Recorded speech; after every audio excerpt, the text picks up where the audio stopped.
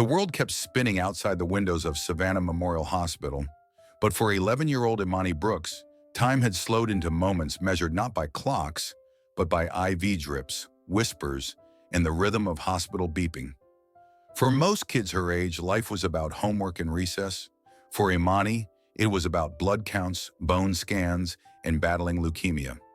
She had been diagnosed a year earlier, her joyful world of crayons and sketchbooks suddenly replaced with cold tiles, nurses' shoes squeaking down halls, and her mother's trembling hand in hers. Yet through every round of chemo, every needle, every bout of nausea, Imani clung to one thing that cancer couldn't touch: her art. She painted when she was afraid. She drew when she couldn't sleep. While her body weakened, her imagination soared. In her mind, she wasn't confined to a bed. She was free, chasing colors through open fields, painting the sky with every emotion she couldn't speak aloud. Her parents, David and Monica Brooks, did everything they could. They took second jobs, sold furniture, canceled insurance just to replace it with another that might cover more. But the bills came faster than hope. And when the insurance company denied coverage for her next round of chemotherapy, the family found themselves staring at a number they couldn't reach and a timeline they couldn't outrun. And that's when Imani, quiet, gentle Imani, made a decision beyond her years. She gathered her best paintings, landscapes full of swirling pastels, portraits of imaginary creatures and real ones too, dreams on canvas, each one a tiny miracle forged through pain. She packed them in a shoebox, borrowed a fold-out table, and taped a hand-painted sign to the front. "Paintings for my life. I'm Imani, 11 years old. I'm fighting leukemia. Each painting brings me closer to the treatment I need." She set up her table near the city park, in the path of joggers, dog walkers, tourists, and traffic. Every morning she sat quietly with her hat pulled down and her sketch pad in her lap. She didn't shout. She didn't beg. She just let her art speak. At first, people passed by. Some looked, most didn't. A few stopped to ask how much, then walked away. One woman told her gently, "Sweetie, you should be home resting." But Imani didn't move. She showed up every day, not because she was certain she'd make enough, but because she believed trying was better than surrendering. And still, her battle remained invisible to most. A sick girl with a paintbrush wasn't news. Not yet. But this story isn't about a headline. It's about something bigger. It's about what happens when the smallest acts of bravery go unnoticed, until they don't. It's about the power of one child's hope to break through the noise, and how that hope can quietly reach someone she never imagined. Someone with the power to change everything. If Imani's story has already touched your heart, and you're ready to see what happens when her courage meets an unexpected stranger, press the number 7 in the comments to keep watching, because the next moment is one that changed not just her life, but the hearts of everyone who hears it. The first morning that Imani Brooks unfolded her little table by the wrought iron fence of Forsyth Park, the air was cool, the pavement damp with dew, and her hands trembled more from uncertainty than from the effects of her treatment. She was wrapped in a soft gray hoodie, the sleeves too long, covering her thin wrists like a shield. Her backpack was heavy, not with books, but with the weight of dreams turned into paintings. She chose a spot beneath a blooming magnolia tree, hoping the petals drifting to the ground might make people stop, might give them pause. Maybe they'd see the sign she made the night before, carefully painted in soft purple letters with a shaky hand. "Paintings by Imani. Help me fight cancer." With practiced care, she arranged her work across the table. Landscapes brushed with soft greens and golds, portraits of animals with eyes full of soul, abstract bursts of color that reflected her pain, her joy, her need. Each canvas carried a piece of her story, each one a silent plea. And yet, no one stopped. That first day, she sat for 6 hours. The breeze lifted her sign once, flipping it backward, and she rushed to fix it. Her mother had packed her a peanut butter sandwich and a bottle of water, but the sandwich remained untouched. Hunger couldn't compete with the lump in her throat. People passed by. Some glanced, most didn't. A jogger slowed to read the sign but didn't even meet her eyes. An older couple whispered to one another, then turned away. A woman pushing a stroller smiled kindly, but her pace never slowed. It wasn't that they didn't care, they just didn't see her. The next day was windier. Her table nearly tipped once, and she scrambled to hold her canvases down as a gust carried two small paintings into a nearby puddle. She tried not to cry, tried to remember what her father told her. Strong doesn't mean loud, sweetie. Strong means standing back up even when no one claps for you. But strength was hard when your legs ached, when your lungs felt tight, when your hope cracked beneath the sound of indifference. By the end of the third day, she had sold only one small painting to a teenage girl who bought it for $5 and said, "You remind me of my little sister." But even that moment felt fleeting. It was followed by hours of silence, of cold looks, of people pretending not to notice. Some whispered as they walked by. A man with a coffee muttered, "It's probably a scam." Another said, "Where are her parents?" As if the decision to fight for your life was something a child should apologize for. Each night, Amani went home tired, both in body and spirit. Her mother helped her clean the paint from under her nails. Her father kissed her forehead and reminded her she was brave. But the question lingered behind their eyes. Would it ever be enough? Still, Imani returned each morning. She redrew the lettering on her sign. She touched up the corners of her canvases. She smiled even when it hurt, because deep inside her chest, somewhere between the weariness and the worry, hope still flickered. A fragile flame refusing to go out. She didn't know it yet, but someone was about to notice. And when they did, the wind would no longer blow cold. It would carry her name. The fourth day of Imani's vigil beneath the magnolia tree began like the others, with tired eyes, a worn sketch pad, and hope folded neatly beneath a fraying hoodie. The sky was pale blue, the wind gentler than before, and a golden hush fell over the city as early commuters shuffled past. To Imani, it was just another day of trying. But to Ethan Rivera, it was the day everything shifted. Ethan wasn't a star journalist yet. At 26 years old, he worked as a freelance features writer for a small but growing digital magazine based in Atlanta. Most of his work covered local culture, coffee shop openings, indie bands, forgotten landmarks. His editor told him to look for clicks and color, but Ethan had always followed something deeper, a vibration, he called it, a quiet tug in his chest that told him when a story wasn't just good, but important. He was on his way back to his car after covering a food truck grand opening when he saw her, a small girl sitting silently behind a folding table. Her feet didn't touch the ground. Her hands were smudged with paint. Her eyes not pleading, not desperate, just patient, steady, worn, and in front of her a sign, "Paintings by Imani, help me fight cancer." Ethan slowed, then stopped completely. He didn't approach right away. He watched as two joggers passed her without a glance. As a woman pushing a stroller offered a sad smile and kept walking. He watched how Imani sat upright, without flinching, even as the wind pulled at her sign. There was no theatrics, no call for sympathy. Just a girl, and her will to be seen. He walked over and knelt beside the table. "Hi," he said gently. "I'm Ethan. Can I ask about your art?" Imani blinked, then nodded. "I'm trying to sell them so I can pay for my treatment. For my leukemia." She said it plainly, as if reciting the weather forecast. Ethan felt a lump rise in his throat. "Did you paint all of these?" he asked, scanning the vibrant canvases. "Yes, sir," he smiled. "They're beautiful, really." Imani didn't beam. She just said, "Thank you," and looked down at her sketch pad, where a half-finished image of a girl holding balloons floated across the paper.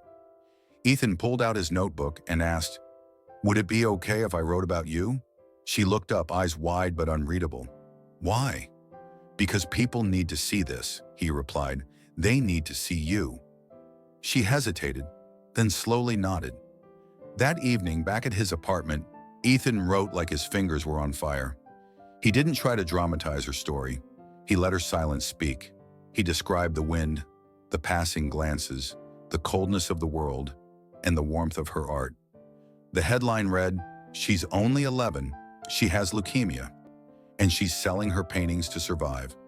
He added a few pictures of her art, a short quote from her parents, and a link to a donation page they had quietly created weeks earlier, but had barely shared. He hit publish at 9:14 p.m. By midnight, the post had 2,000 shares. By dawn, 10,000. And by noon the next day, Imani Brooks wasn't sitting alone anymore. People brought flowers, coffee, blank canvases. Some came just to thank her. Others came to buy every painting she had. Ethan returned to the park and saw her surrounded by strangers who now felt like neighbors. She looked at him and offered the faintest smile, the kind that says, "You saw me when no one else did." He smiled back, notebook in hand. The vibration had never failed him, but this time it had found a heartbeat. It happened almost overnight. One morning, Imani Brooks was just a girl beneath a magnolia tree, hoping someone would notice her paintings. The next, she was a headline, a hashtag, a trending topic. The blog post by Ethan Rivera had pierced through the noise of the internet and landed straight in the hearts of readers across the country. And in its wake came the wave. Television crews rolled into Savannah before the ink on the article was even dry. The once quiet park corner became a media circus. Cables snaked across the grass. Reporters jostled for angles. Satellite trucks rumbled to life at dawn. A polished anchor from a national morning show leaned in with a wide smile and too much makeup, asking Imani questions like, "Do you think you're brave?" And "What's your favorite color to paint hope?" Imani blinked at the cameras, her thin frame swallowed by the folding chair she had once sat in alone. She wasn't used to the lights. She wasn't used to the noise. She missed the quiet rustle of leaves, the scratch of her pencil on canvas. But she answered with grace beyond her years, soft-spoken, sincere, and always ending with a thank you. Donations poured in. The GoFundMe page Ethan had linked, quiet and nearly forgotten for weeks, now showed numbers climbing like a rocket. 10,000, 30, 50. By the end of the week, it had crossed $100,000. People sent gifts, cards, new art supplies, and messages from cancer survivors around the world. Strangers posted photos of her artwork hanging in their homes, tagged with messages like, "This girl's courage is my inspiration." Her parents, David and Monica, were overwhelmed but grateful. They gave interviews they never imagined giving. Monica cried on camera more than once. David stayed calm and quiet, always with a protective hand on Imani's shoulder. For a brief moment, it felt like they were floating, buoyed by kindness, by the generosity of a country they hadn't known was still capable of such softness. But with the cameras came pressure. Producers asked for exclusive interviews. Some offered money. Others asked if Imani could repaint the same pieces she had already sold, to recreate the emotion, as if struggle could be staged.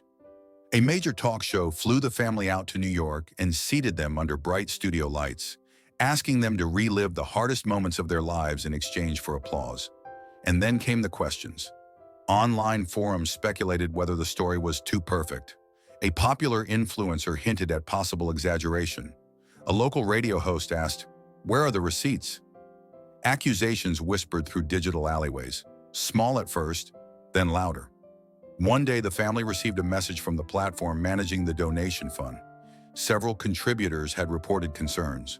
One large donor had demanded their money back. The joy that had bloomed like spring had suddenly gone brittle. But the worst blow came when they discovered that the family friend who had helped set up the fundraiser, someone they trusted, had transferred a portion of the money into a personal account and disappeared. The media who had cheered so loudly now grew quiet. And in the middle of it all sat Imani, her art supplies untouched for days, her sketchbook left blank on her dresser. The warmth of sudden attention had given way to the cold chill of scrutiny, and the girl who had painted her way through pain now sat speechless. Not because she had nothing to say, but because no one seemed ready to listen anymore. Fame had come like a gift, and now it threatened to take more than it gave. The house on Maple Street had never been loud, but now it was silent in a way that pressed against the walls, like even the furniture was holding its breath. The cameras had packed up. The reporters had stopped calling. The donation link was frozen pending investigation. And the little girl who once dreamed in color now couldn't pick up a paintbrush. Imani Brooks sat by the window in her bedroom, her knees pulled to her chest, staring out at the yard where her father once taught her how to ride a bike. The winter sun did little to warm the frost on the glass. Inside her chest, it felt colder. Not the kind of cold you feel on your skin, but the kind that settles into your spirit, a quiet, creeping frost that makes everything feel heavy. She no longer went to the park. Her easel remained folded in the closet. Her once smudged fingers were clean now. Too clean, too still. The joy she had once found in every brushstroke had been buried beneath accusations, rumors, and the betrayal of someone she had called uncle. The family friend who had managed her fundraising had vanished, taking not just the money, but also the trust that the world might still be kind. Her mother, Monica, was trying to hold it together, making tea she never drank, fluffing pillows no one asked for. But her eyes betrayed her. They were red, distant, as if she were walking through fog. Her father, David, had missed 2 shifts at work because of media fallout. His boss told him it was too distracting, having a daughter in the news. The house had grown small. The hope that once filled it had leaked through the cracks like smoke through an open window. One evening, Imani walked to her room without saying a word and shut the door gently behind her. She sat on the floor, pulled her knees to her chest, and whispered to herself, "I just wanted to help." She repeated it twice more, softer each time. Down the hall, Monica paused at the sound. She leaned her forehead against the wall, heart breaking, hands trembling. How do you protect your child from disappointment when she's already learned the world doesn't always play fair? That night, Imani dreamed of wind, strong and endless, tugging her forward through an empty field of blank canvases. No color, no light. Just the sound of rustling paper and the feeling of being very, very small. In the days that followed, messages still came in. Some kind, some cruel. But none of them reached Imani because she had stopped reading them. Her world had shrunk again to her room, her thoughts, and the silence that filled the spaces where dreams used to live. But as all stories go, even the darkest night is followed by morning. And the wind that now blew outside her window wasn't just cold anymore. It carried the sound of footsteps. Someone was coming. Someone who hadn't read headlines or watched her cry on national television. Someone who hadn't come to take anything at all, but to give something back. If this part of Imani's story moved you, press 7 in the comments to let her know you're still here, still watching, still believing in her. And if it didn't reach your heart, that's okay too. Press 0 and tell us why. Because what happens next will remind you why we should never give up on a quiet child with a courageous heart. It was a gray afternoon in Savannah when Imani Brooks finally returned to the park. Not to sell, not to speak, but simply to say goodbye. The winter sky hung low and heavy, clouds swollen with rain that never quite fell. Her breath came out in faint puffs as she unfolded her table one last time beneath a magnolia tree. The leaves now crisp and scattered. She hadn't touched her paintbrush in weeks, but she had brought with her the last 4 paintings she hadn't been able to sell or give away. Quiet ones. The kind you paint when you're not trying to impress anyone, just trying to feel something. She wasn't expecting anyone to notice, and for the first hour, no one did. She sat in silence, her hoodie pulled over her head, sketchbook closed beside her. People passed, umbrellas in hand, moving fast, heads down. The wind tugged at her sign, now faded and curled at the edges. Paintings by Imani. Help me fight cancer. It felt like a memory now, a version of herself she wasn't sure still existed.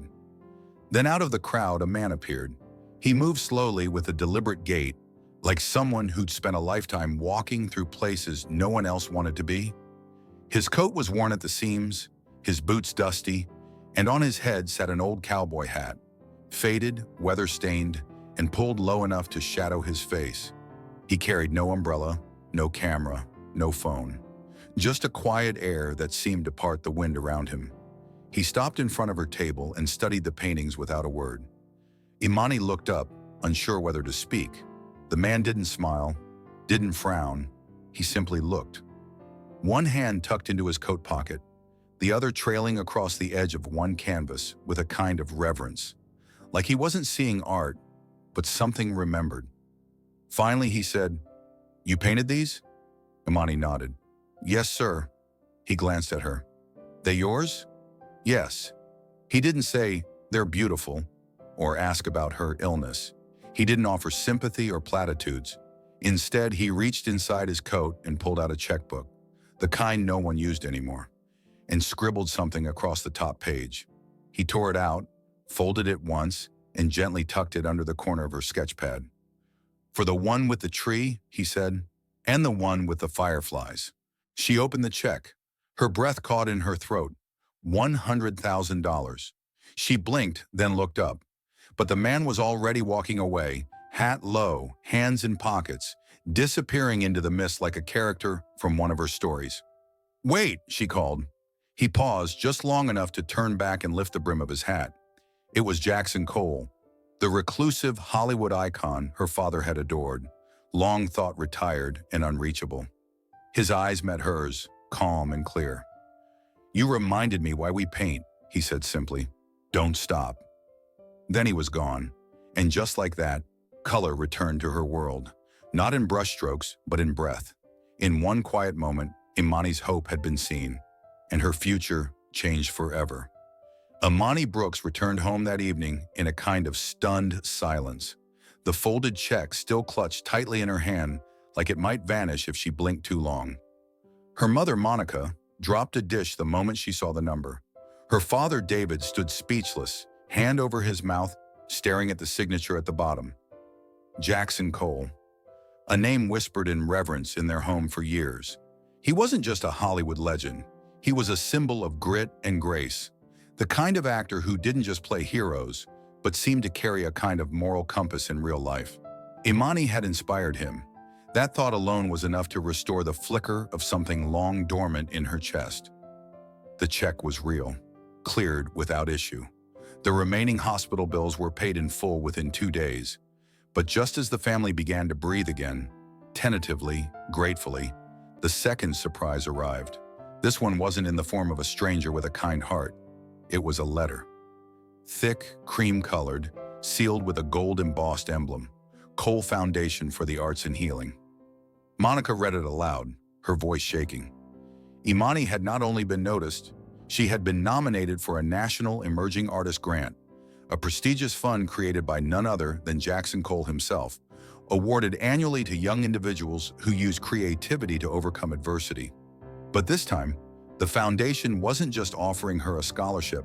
They wanted to host a full solo exhibition of Imani's work in New York City, with all proceeds going to a new nonprofit bearing her name, the Imani Initiative, Art for Hope. Imani stood frozen as the words washed over her like sunlight. "What does that mean?" she whispered. "It means," Monica said, eyes brimming, "you're not just painting to survive anymore. You're painting to help others survive too." Within days, news of the donation and the surprise foundation partnership spread across the internet. But this time, it wasn't sensational. It was celebrated. News outlets reframed the narrative. Girl who painted to fight cancer becomes face of national art movement. Former doubters returned with apologies. Messages flooded in, from families with sick children, from art teachers, from hospital volunteers. Imani's story was no longer just a headline. It was a beacon. And behind it all, quietly supporting from a distance, was Jackson Cole. He never returned to the spotlight, but he sent one final note on thick ivory stationery. "Dear Imani, you reminded an old man why creation still matters. I saw in your brushstrokes what I once searched for in scripts: truth, beauty, and courage. Keep painting. The world needs more of what's inside you." Signed simply.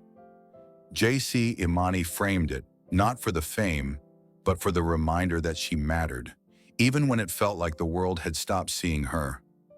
No one could have predicted it, not the sickness, not the silence, and certainly not the twist of fate that turned a child's courage into a movement of healing. And yet, it had all started with one folding table beneath a tree. The scent of fresh paint returned to the Brooks household, before the strength in Imani's body did. At first, it was just a dab of color, a pale blue corner on a forgotten canvas. Then a swirl of orange, a streak of gold. It was like watching spring creep into winter. Her hair was still growing back in soft curls. Her limbs were thinner than before, but her eyes were on fire again. The sickness had taken her hair, her energy, her childhood comforts, but it had not taken her will. And as her body slowly healed, Her spirit charged forward with renewed clarity. This time, she wasn't painting for survival. She was painting for expression, for freedom, for the kids who were still stuck in hospital beds with dreams but no paintbrush. Imani started small. She painted every morning for 1 hour, then 2, then entire afternoons, music playing in the background and the windows thrown open. The colors she used were bolder now, her themes deeper. Each canvas was no longer just a window to her imagination. It was a journal entry, a declaration, a roar. One painting titled Storm in Bloom showed a girl made of petals standing in the middle of a lightning field. Another, called The Quiet After, was nearly all white space, with a single golden brushstroke running through the center. Each piece felt like a part of her soul placed gently, reverently into the world. And the world responded. Her solo exhibit in New York, hosted in a small but prestigious gallery downtown, was packed wall to wall with guests, many of whom had followed her journey since Ethan Rivera's first article. Doctors, artists, survivors, and strangers who had once scrolled past a tweet now stood silent in front of her work, moved beyond words. Imani gave a short speech at the event. She wore a simple white dress and a necklace her mother had made from broken paintbrush handles. Her voice shook at first, then steadied. "I used to paint because I was afraid," she told the crowd. "Then I painted because I was trying to stay alive. Now I paint because it's who I am." Applause came like thunder. Not the polite kind, but the heartfelt kind, the sound of people being reminded what it means to feel. In the weeks that followed, orders came in from across the country. Hospitals requested murals, schools asked her to speak, and through her new nonprofit, the Imani Initiative, she partnered with clinics to deliver art kits to pediatric patients nationwide. Imani Brooks had survived cancer, but more than that, she had transcended it, and with a brush in her hand, she no longer whispered through the noise. She painted straight through it, brighter, braver, and more unstoppable than ever. In the soft glow of early evening, Imani Brooks stood beneath the same magnolia tree where it had all begun. A gentle breeze rustled the branches overhead, scattering a few pale blossoms across the grass. This time, there were no paint-splattered shoes, no cardboard signs, no folding table. Just her, and the memory of a girl who once sat in this very spot, clinging to a dream drawn in watercolors. So much had changed. She had survived leukemia. She had inspired a movement. Her art now hung in hospitals, schools, and homes around the country. Children undergoing chemotherapy held crayons because of her.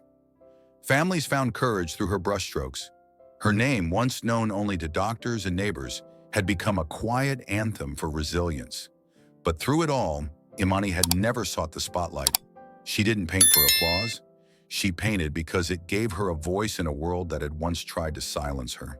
The journey wasn't easy. There had been moments of despair so deep that even color had felt like a luxury. There had been betrayal, cold shoulders, and long nights filled with unanswered questions. But those moments, the wind, the dust, the cold eyes, had become part of her. Not wounds, but textures in her story. And in surviving them, she had discovered something even more powerful than healing: purpose. Survival had been the goal once, but now Imani understood. Life isn't just about enduring the hard days. It's about finding meaning within them. It's about turning pain into beauty, setbacks into seeds, and fear into a palette from which new beginnings are born. Her parents still looked at her with awe sometimes, though they tried to hide it. Her mother would brush a lock of hair from Imani's face, still amazed at how strong her daughter had become. Her father still kept that first painting, The Girl in the Garden, framed in his office. It was the one she had made before the diagnosis, before the fear, before the fight. It reminded them that Imani was never broken, only becoming. Now, years later, Imani didn't need to prove anything, not to the world, not even to herself. She walked through life knowing that her existence mattered, not because of the fame or the headlines or even the miracles, but because she had chosen to meet life head-on with her heart wide open. And that was the greatest masterpiece of all. Her journey had begun with survival, but it had blossomed into something far more profound. A life lived with intention, compassion, and undeniable color. In the story of Imani Brooks, we see more than a child surviving illness. We witness the quiet power of perseverance, the miracle of purpose born from pain, and the simple truth that hope, when nurtured, can ripple far beyond the individual who holds it.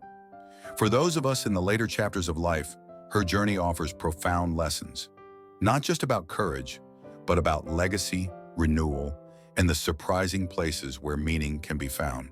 At 11 years old, Imani painted not to be famous, but to stay alive. She did not wait for perfect circumstances or for the world to applaud her effort. She simply used what she had: a few brushes, trembling hands, and an unshakable belief that her life had value.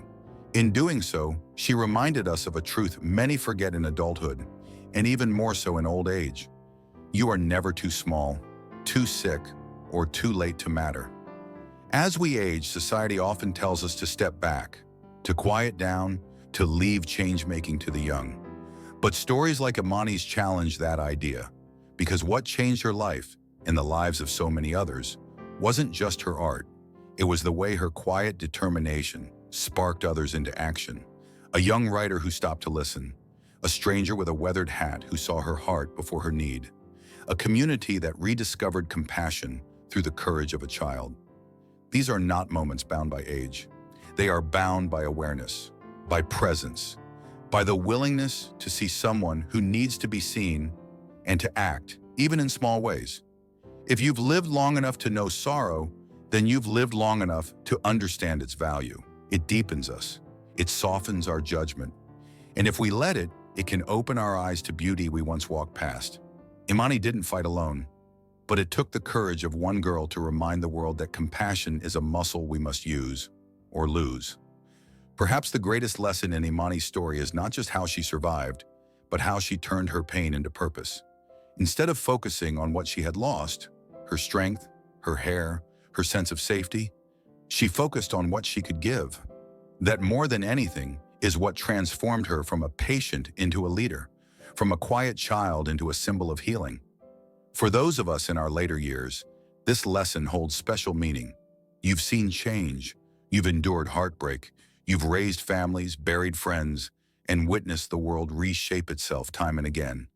And yet there is still art left in you. Whether it's in the way you share wisdom with a grandchild, the way you write a letter to someone who needs hope, or the way you show up when others turn away. Imani painted to live, and in doing so, she taught others how to live more fully. If she could find purpose in the middle of pain, then perhaps we too can find strength in our quieter seasons. Not to relive our youth, but to honor our journey and to know deeply that there's always another soul who needs what only we can give. If Imani's story reminded you of your own strength or touched your heart in any way, please press 7 in the comments. And don't forget to share this video with someone who might need a gentle reminder that their story and their legacy isn't finished yet. Stick with us for more real stories that restore faith, honor the quiet heroes, and prove it's never too late to make a difference.